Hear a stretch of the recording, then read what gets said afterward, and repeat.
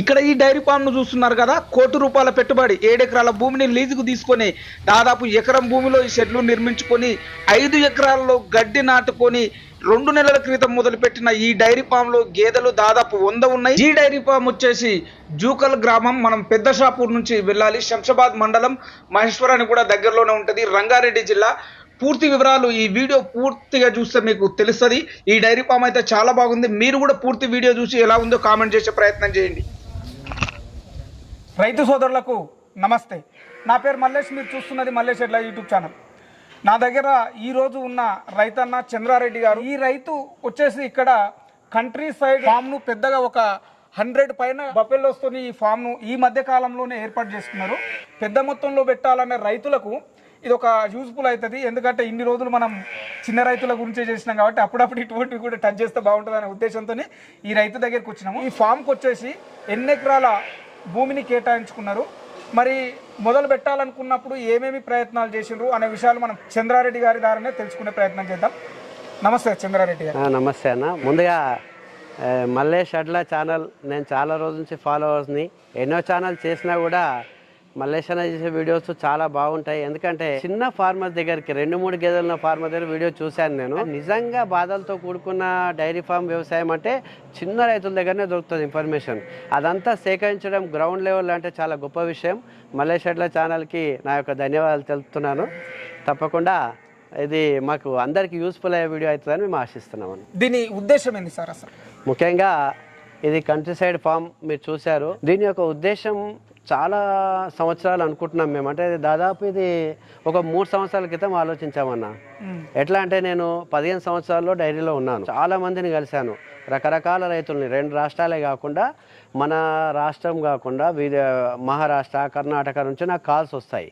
కానీ రైతులకి ఎన్నో చెప్తున్నాం మనం, డైరీ ఎట్లా నడపాలి చెప్తున్నాం, ఏం వేయాలి చెప్తున్నాం. కానీ ఈ మార్కెటింగ్ విషయం ఒకటి, గేదెలు కొనే విషయంలో రైతు చాలా నష్టపోతున్నాడు. ఈ 2 విషయాల్లో నష్టపోవడం వల్ల రైతు ఏం చేస్తున్నాడంటే మీరందరూ ఆలోచించవచ్చు అన్న, ఈరోజు రైతు వాటికి పెట్టే మేతాల విషయంలో కూడా అడ్డదారి వెళ్ళాల్సి వస్తుంది. ఎందుకు వెళ్తున్నాడు అడ్డదారులు అంటే రైతుకు రేటు రావట్లేదన్న. రైతు తప్పు పట్టకూడదు. మనం డైరీ ఫార్మర్స్కి యూనియన్ ఉంది, కానీ పాలు పోసే రైతుల యూనియన్ ఎక్కడ లేదన్న. ఉన్నా కూడా ఎటువంటి యూనియన్స్ ఉన్నాయంటే విజయ డైరీ అను, గవర్నమెంట్ డైరీలు, ప్రైవేట్ డైరీలు, కాబట్టి వీళ్ళకి యూనియన్స్ ఉంటాయి. కానీ ఇట్లా పెంచి సపరేట్గా పోసుకునే వాళ్ళకి ఎక్కడా లేవు.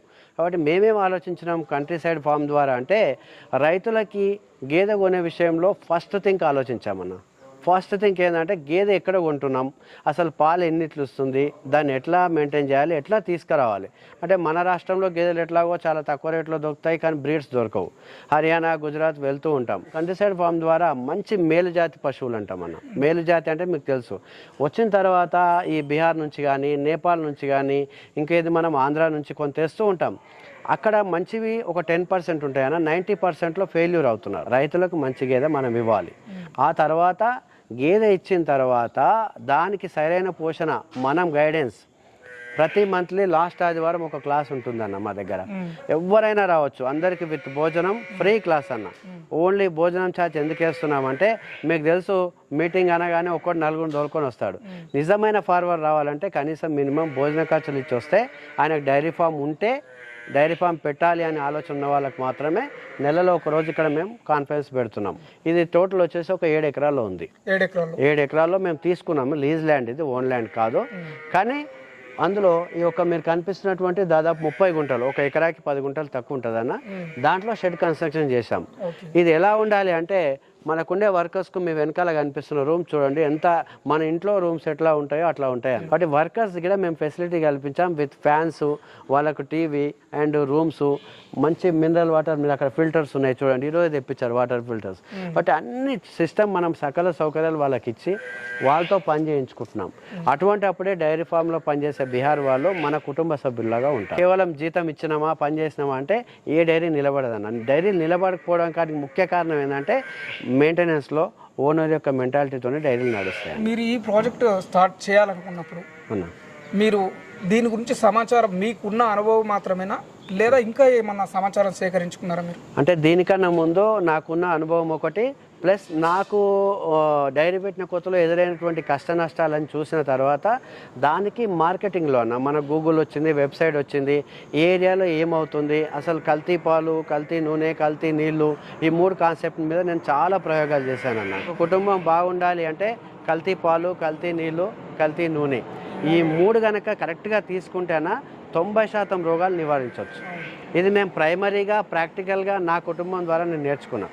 కాబట్టి దీన్ని గ్రౌండ్ వర్క్ చేయడం జరిగిందన్న. అంత ఆషామాషిగా ఏం పెట్టలేదు, కానీ మేము అనుకున్నంతలో 2 నెలల్లో పూర్తి చేసామన్న. మీకు కనిపించే షెడ్ మొత్తం 2 నెలల్లో మొత్తం పూర్తి చేసాం, with labour rooms, conference hall, మన అటాచ్డ్ రూమ్తో సహా. తర్వాత మీరు చూడొచ్చు గేదెలకి ఎంత విశాలంగా చూసామో, అన్నిటికీ దూడలకి, గేదెలకి ఈ కాన్సెప్ట్ ఒకటే ముఖ్యం కాదు, అక్కడ పర్చేజింగ్ కూడా చాలా ముఖ్యం అన్న. ఇప్పుడు మీరు చూస్తున్నారు మాకు 36 గేదెలు వచ్చాయి, 36లో 36 దూడలు ఉన్నాయి. ఒకవేళ తీసుకొచ్చినప్పుడు దూడ లేకపోతే మనకు కలిగే నష్టాలు, దూడ లేకపోతే కలిగే నష్టం ఏందన్నా, అది పాలు ఇవ్వడానికి ఇబ్బంది పెడుతుంది. రైతుకు ఓపిక లేకపోతే ఏం చేస్తాడు, ఇంజెక్షన్స్ వాడుతున్నారు, ఆక్సిటోసిన్ అని, అది చాలా డేంజర్ అన్న. ఆ ఇంజెక్షన్లు వాడిన తర్వాత మీకు తెలుసు అది బ్యాన్ అయిన మెడిసిన్, కానీ అది వాడడం వల్ల రైతుకి ఏమైనా ఉపయోగం ఉండొచ్చు, కానీ పాలు తాగినోడికి ఇబ్బంది అవుతుంది. దాని దృష్టిలో పెట్టుకొని మేమేం చేస్తున్నాం అంటే, ఒకవేళ పొరపాటున దూడ చనిపోతే ఇంకొక దూడని తీసుకొచ్చి దానికి అలవాటు చేస్తున్నాం అన్న. అట్లా మా దగ్గర మా ఫామ్లో కూడా ఒక దూడ 4 గేదెలకు పాలు చిక్కుతుంది. మీరు ఇంతకుముందు గ్రౌండ్ వర్క్ చేసిన అన్నారు కదా, ఎన్ని నెలలు ఈ గ్రౌండ్ వర్క్ చేస్తున్నారు అన్న? దాదాపు నేనైతే ఒక 5 సంవత్సరాల ముందే ఇది ప్లాన్ చేసుకున్నాను అన్న. కానీ అప్పటి నుంచి ఇప్పటి వరకు సరైన ఫైనాన్షియల్ లేక, అంటే కనీసం డబ్బు పెట్టేవాళ్ళు కావాలి, ప్లస్ మంచి గుణం ఉన్న వాళ్ళు కావాలి. చాలా మంది ఏం చేస్తారు, ఒక 1,00,000 రూపాయలు పెట్టంగానే గేదెను తీసుకున్నామని ఆలోచిద్దాం, నేనే రైతును, 1,00,000 రూపాయలు గేదె కొన్నా అంటే రేపు నుంచి ఎంత ఇన్కమ్ వస్తుందని లెక్కలు వేసుకుంటాం. కాబట్టి ఆ 1,00,000 రూపాయలు మనం తీస్తామా తీయమనేది లేదు, కానీ చాలా కష్టంతో కూడుకున్న పని. కాబట్టి అట్లా ఈ టైం రావడానికి మాకు చాలా టైం పట్టిందన్న. అందుకే ఇది 5 సంవత్సరాల ముందే నా మదిలో ఉన్నది. తర్వాత నాకు అన్నవాళ్ళు పరిచయం అయ్యారు, చాలా మంచి వ్యక్తులు. కేవలం అనుకున్న 6 నెలల్లో మేము ప్లాన్ క్రియేట్ చేసుకొని 2 నెలల్లో పూర్తి చేసి అనుకున్న రోజే స్టార్ట్ చేయడం జరిగింది. ఈరోజు చూస్తున్నాం చాలా పెద్ద పెద్ద వాళ్ళు మన డైరీ విజిట్ చేస్తున్నారు, చూస్తున్నారు, మా కాన్సెప్ట్ నచ్చింది. ఫస్ట్ మీరు గేదెలు తేవడానికి ఇంపార్టెన్స్ ఇచ్చిండ్రా, లేకపోతే గడ్డి నాటుకోవడానికి ఇంపార్టెన్స్ ఇచ్చిండ్రా? లేదన్న, మనకి గేదెలు రాగానే గడ్డి తినాలి. కాబట్టి గడ్డి రావాలంటే 1 రోజులో 2 రోజుల్లో రాదు. అందుకే దాన్ని 3 నెలల ముందు నాటుకొని 1 నెల అంటే 2 నెలల గడ్డి పెరిగిన తర్వాత ఆ తర్వాత షెడ్ స్టార్ట్ చేసుకొని ఆ తర్వాత గేదెలకు అన్ని ఫెసిలిటీస్ కల్పించిన తర్వాతనే మేము గేదెలు తీసుకురావడం జరిగింది. అంటే మీరు ఫస్ట్ ప్రయారిటీ గడ్డికే ఇచ్చినాము, చివరి ప్రయారిటీ గేదెలకు ఇచ్చారు. అవును. ఇప్పుడు గేదెలు సెలెక్ట్ చేసుకోవాలంటే చాలా మంది రైతులు తడబాటుకు గురై ఆ గేదెలను తీసుకొచ్చి నష్టపోయిన సందర్భాలు ఎక్కువ ఉన్నాయి. 100 మందిలో 10 మంది కూడా సక్సెస్ అయ్యే అవకాశాలు లేదు. కాబట్టి ఒక గేదెను మనం పర్టికులర్ గా సెలెక్ట్ చేసుకోవాలంటే ఏ జాతి గేదెను సెలెక్ట్ చేసుకోవాలి, నరాలు అవన్నీ చూసి పర్టికులర్ గా మనం సెలెక్ట్ చేసుకోవాల్సి ఉంటుందా, లేదా జాతిని బట్టి సెలెక్ట్ చేసుకోవాల్సి ఉంటుంది? లేదన్న, ఖచ్చితంగా ఈ విషయంలో నేను ఒకటి చెప్తాను మల్లేష్ అన్న. మన గేదెలు అందరూ ఏమంటారంటే హర్యానా పోవాలి, గుజరాత్ పోవాలి, లేకుంటే వేరే రాష్ట్రం పంజాబ్ అంటుంటారు. అవన్నీ బ్రీడ్సే, ఆడ నేను ఒప్పుకుంటాను. కానీ నిజంగా పాలు ఇవ్వాలి గేదె అంటే మన లోకల్లో దొరికే గేదెలు మంచిగా కొమ్ము చూసుకొని దాని యొక్క సమాంతరం చూసుకొని పాల పొదుగును కానీ, పాల దారాలు అంటాం, నరాలు కానీ దాని యొక్క వెన్నుభాగం ఇట్లా వంపుగా ఉంటే అది చూడడానికి మనకు అట్రాక్షన్ అనిపిస్తుంది. అటువంటి గేదెను పాలు పిండి చూసుకొని మనం తీయగలిగితే మన గేదెల్లో కూడా రోజుకు 10 లీటర్ల ఇచ్చే గేదెలు దొరుకుతాయి. ఇంకా ఈ కమర్షియల్గా వెళ్ళే వాళ్ళు ఏం చేస్తారంటే 10 లీటర్ల లోపు కనుక గేదె ఇస్తే డైరీ ఫామ్ సక్సెస్ కాదన్న, ఎవరికి కాదు. ఎందుకంటే ఇప్పుడున్న ఖర్చులు కానివ్వండి, ఇంకోటి గ్రేజింగ్ ప్లేస్ లేదు ఎవరికి. నిజంగా ఎవరైనా రైతులు 1-2 కొనుక్కొని వ్యవసాయం చేస్తూ జీవనోపాధి చేయాలంటే మన ఆంధ్ర తెలంగాణ గేదెలు బెస్ట్. ఎవరైతే 10 నుంచి పైన పెట్టాలనుకుంటున్నారో, చాలా మంది ఏం చేస్తున్నారన్న, నా దగ్గర రైతులు వచ్చారు 2 గేదెలు కూడా 1,50,000, 1,30,000 కొనుక్కొని పోతున్నారు. కానీ వాళ్ళు ఏం చేస్తున్నారు, వాళ్ళతో పాటు పొలాన్ని తీసుకోవతున్నారు వాటిని. అది కరెక్ట్ కాదు, అది అస్సలు కరెక్ట్ కాదు. ఎందుకంటే మనం అనుకుంటాం ఆ గేదె ఏంటంటే స్టాల్ ఫీడింగ్కి అలవాటు అవుతాయి. స్టాల్ ఫీడింగ్ అంటే కూర్చునిపెట్టి తినడానికి అలవాటు అయినాయి. వాటిని తీసుకుపోయి మన ఒరాలు మెర్రలు ఎక్కి కింద పడింది ఏమైనా అయింది అనుకోండి, ఆ గేదె మనకు ఉండే ఛాన్స్ ఉండదు. అటువంటి గేదె తిరిగి వచ్చిన తర్వాత 3 లీటర్లు 4 లీటర్లు ఇస్తుంది, కానీ 6 లీటర్లు 7 లీటర్లు ఇవ్వదు. మనం గేదెను స్టాల్ ఫీడింగ్లో కనుక పెంచి వాటికి ఒక సపరేట్ సెక్షన్ అంటాం, గ్రేజింగ్ కూడా ఒక 1 ఎకర్ ల్యాండ్ వదిలేయాలి మన లెక్క ప్రకారం. ఎందుకంటే గేదెలు ఎప్పుడు కూర్చొని ఇబ్బంది అవుతాయి. కాబట్టి డైరీ ఫామ్లో ఒక సిస్టమ్తో చేస్తాం. చేస్తాం మనం. అటువంటి వాళ్ళు హర్యానా, గుజరాత్, మైసానా, సురేంద్రనగర్ మంచి మంచి బ్రీడ్స్ ఉన్నాయి. కానీ 12 నుంచి 16 లీటర్లు రోజుకు తీసుకునే రైతులు మాత్రమే బయట గేదెలు తీసుకోవాలి. అంతకన్నా తక్కువ 4 లీటర్లు ఇస్తే చాలు, 3 లీటర్లు ఇస్తే చాలు అనుకునే వాళ్ళు ఎవరు కూడా ఈ లక్షల్లో పెట్టొద్దు అనేది నా ఆలోచన అన్న. ఎందుకంటే ఆ ₹1,00,000 తీయాలంటే ఆయన జీవితం సరిపోదు, ఆ గేదె లైఫే సరిపోదు. ఎవరైతే ఇన్స్టెంట్ మనీ రావాలనుకునే వాళ్ళకి నేను చెప్తున్నా మల్లేష్ అన్న, ఇది మంచి ఫీల్డ్ కాదు, ఖచ్చితంగా కాదు. ఇన్స్టంట్ మనీ కావాలనుకున్న వాళ్ళు రావద్దు. కనీసం 3 నుంచి 5 సంవత్సరాలు ఓపికన్న వాళ్ళే ఈ డైరీ ఫీల్డ్కి రావాలి. ఎవరైతే 3 సంవత్సరాలు దాటిన దాకా డైరీ నడపగలుగుతాడో వాడు 30 సంవత్సరాలకు నడపొచ్చు అన్న. ఎవరైతే 3 నెలలకి నడపలేడో వాడు అప్పటికే ఆపేసి ఇంట్లో కూర్చుంటే మంచిదని నేను చెప్తున్నాను. ఎవరు కూడా ఈ చదువుకునే పిల్లలు బీటెక్, ఇంజనీరింగ్, సాఫ్ట్వేర్ ఆ జాబులు చేసుకొని హాయిగానే ఉండండి. స్ట్రెస్ అనేది అన్న ఇంట్లో ఉంటుంది, జాబ్లో ఉంటుంది, డైరీలో ఉంటుంది. ఈ ఫీల్డ్కి వచ్చేవారు జాగ్రత్తలు తీసుకొని వస్తే చాలా మంచిదని నేను గైడ్ చేయగలుగుతాను. అక్కడ నుంచి ఇక్కడికి వచ్చినప్పుడు ఎటువంటి జాగ్రత్తలు తీసుకోవాలి? ఖచ్చితంగా మనం బయట రాష్ట్రం నుంచి తేగానే ఏం చేయాలంటే వీలైతే అక్కడే ఒక టెస్టులు ఉంటాయన్న. బ్రుసెలోస్ బాగా వస్తుంది ఇప్పుడు హర్యానా, గుజరాత్లో ఇప్పుడు కానీ ఒక సీజన్లో మనకు అక్కడ వీలైతే వెటర్నరీ డాక్టర్ టెస్ట్ చేయించుకోవడం, బండి దిగగానే మనం మెడికేటెడ్ చేసుకోవడం. ఈరోజే దిగింది లోడ్ మీరు ఇక్కడ చూస్తున్నారు. వాటన్నిటికీ ప్రైమరీగా చిన్న చిన్న మెడికేషన్, ఇంజెక్షన్స్తో పని లేకుండా వాటికి పెయిన్స్ ఉన్నాయా, చిన్న పెయిన్ కిల్లర్స్, వాటి రాగానే దూడలు ఎట్లా ఉన్నాయి, వాటి యొక్క స్థితి, ఆరోగ్య స్థితిని ఒక వెటర్నరీ డాక్టరు తెలిస్తే మనమే చేస్తాం. డాక్టర్ని పిలుచుకొని ప్రైమరీగా కనుక ఆయన చేయించుకోగలిగితే దాని యొక్క అంటే 2-3 రోజులు కానీ ఒక నెల నెగ్లెక్ట్ చేస్తే బర్రెని కోల్పోయే అవకాశం ఉంటుంది. మీకు తెలుసు ఎవరైనా లోడ్లో చేస్తే ఒక గేదె చనిపోయింది అంటారు. అప్పుడు ఏమవుతుంది అంటే 10 లక్షల లోడ్లో 1,00,000 అంటే ఆయనకు చాలా ఇబ్బంది అవుతుంది. కాబట్టి ఈ మెడికేటర్ చిన్న చిన్న జాగ్రత్తలు తీసుకుంటే వీటిని కూడా జాగ్రత్తగా మనం చేయొచ్చు. ఇప్పుడే గేదెలను తీసుకొచ్చారు అనుకోండి బయట నుంచి, వాటిని కూడా ఈ ఉన్న గ్యాంగ్ లో కలిపేస్తారా? లేదన్న, కలపకూడదు. ఎందుకు కలపకూడదు అంటే బయట నుంచి వచ్చే ఏ యానిమల్ కైనా కూడా ఏదో డిసీజ్ ఉండొచ్చు, లేదా బయటి వాతావరణం అంటే 2 రాష్ట్రాలు దాటి వస్తుంది. అంటే వాటిని ఏం చేస్తామంటే మనకు వీలైతే బయటనే మన పొటాషియం పర్మాంగనేట్ అంటామన్న, వాటిని మన వేడి నీళ్ళు వేసి ఒక బకెట్ నీళ్ళు వేసి శరీరం పైన ఎంత పడతానో ఒకదానికి 10 లీటర్ల నీళ్ళు చాలు. ఆ నీళ్ళతో మొత్తం కడిగేస్తే ఏమవుతుందంటే బ్యాక్టీరియా అంతా వెళ్ళిపోతుంది. అది కొద్దిగా ఆరిన తర్వాత ఒక ఎండలో కానీ నీడలో కానీ ఒక 1/2 అవర్ బయట ఉంచేసి లోపలికి తోలుకొచ్చి జాయిన్ చేయొచ్చు. నెల ముందు గేదెలు ఉన్నాయనుకోండి, వాటి పక్క నుంచి కట్ చేసుకోవడం మంచి, మధ్యలో కలపకూడదు. ఎందుకు కలపదు అంటే వాటి దూడలకి ఏమి ప్లేస్ ఒక 10 రోజులు అలవాటు అయిపోతుంది, కొత్త ప్లేస్ కాబట్టి. వీటిని సపరేట్ పెట్టుకుంటే డిస్టర్బ్ చేసినా వీటికి అవి అడిక్ట్ చేసేటట్టు మనం ప్లాన్ చేసుకోవాలి. మార్కెట్లో ఏమవుతుందంటే కందిపొట్టు ఉండాలి, గోధుమ పిండి ఉండాలి, లేదంటే మక్క పిండి ఉండాలి, లేదంటే కాటన్ కేక్ వాడుతున్నాం.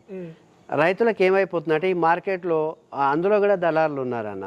వీళ్ళు ఏం చేస్తారంటే రైతుల దగ్గర పంట వచ్చినప్పుడేమో తక్కువ ఉంటుంది, వాళ్ళ దగ్గరకు పోయి మనకు వచ్చేసరికి ఎక్కువ అయిపోతుంది. కాబట్టి రైతు దానా కొనుక్కొచ్చే విషయంలో కాంప్రమైజ్ అవుతున్నాడు. కాంప్రమైజ్ అంటే ఏంది, 30 రూపాయలు 20 రూపాయలు చూపిస్తే 20 రూపాయలతో తెచ్చుకుంటున్నాడు. అక్కడ ఎక్కడో నేను వేసినా కదా అనే తృప్తి తప్ప అది కరెక్ట్ వేసిందా లేదా ఆలోచన చేయలేకపోతున్నాడు. ఫస్ట్ అక్కడ మైనస్ అవుతున్నాం. తర్వాత వచ్చేసి పాలను అమ్ముకునే విషయం. మా గ్రామంలో రైతులందరినీ కూర్చునబెట్టినా నేను, అందరి దగ్గర గేదెలు ఉన్నాయి 2-3 మీరందరు కనుక నా డైరీ ఫామ్ కూడా ఈ 5:30కి పాలు పోస్తే నేను అందరికి 60 రూపాయలు ఇస్తా అని చెప్పిన, ఎటువంటి చెక్కింగ్ లేకుండా మీరు జెన్యున్గా తెస్తే.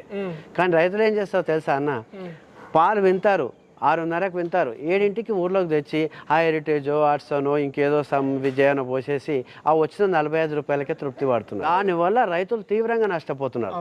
ఖచ్చితంగా రైతు దానా కొనే విషయంలో, పాలు అమ్ముకునే విషయంలో ఈ రెండిట్లో కనుక రైతు నిజంగా జెన్యున్గా చేయగలిగితే డైరీలో నష్టం రాదన్న. ఎన్ని లక్షల ప్రాజెక్ట్ సార్ ఇది? ఇది ₹1 కోటి ఖర్చు వచ్చిందన్న. ₹1 కోటి ఖర్చు, ₹1 కోటి నలుగురు కలిసి ₹1 పెట్టిరంటే ఇప్పుడు అవి వచ్చేది అనేది తర్వాత విషయం. అది వచ్చేది అనేది కన్స్ట్రక్షన్కి ఒక 50 లక్షలు అయింది. కాబట్టి 50 లక్షలు మనం దాన్ని ముట్టుకోవట్లేదు. కాకపోతే ఈ గేదెలు అమ్మే విషయంలో మేము చెప్పామని ఇంతకుముందే, ఎవరికైనా రైతులకు నచ్చింది అంటే వచ్చిన దాని మీద మార్జిన్ పెట్టుకొని ఇస్తున్నాం. లక్షల్లో కాదు, ప్లస్ మార్జిన్ పెట్టుకొని మోసాలు జరుగుతున్నాయి మార్కెట్లో. ఆ మోసం జరగకుండా వచ్చిన రైతు మళ్ళీ వచ్చే విధంగా మేము బాగుపడుతూ వాళ్ళని బాగు చేయ ఉద్దేశంతో డైరీ నడుపుతున్నాం. సార్ చాలా మంచి సమాచారం చెప్పారు. ఇక్కడికి వచ్చేసి మీరు రైతులకు మేలు రకమైన పశువులను ఇక్కడున్న రైతులకు మోసపోకుండా ఇవ్వాలనేదే మీ మెయిన్ ఉద్దేశం అని నాకు అర్థమైంది. థ్యాంక్ యూ సార్, మంచి సమాచారం చెప్పారు. ధన్యవాదాలు.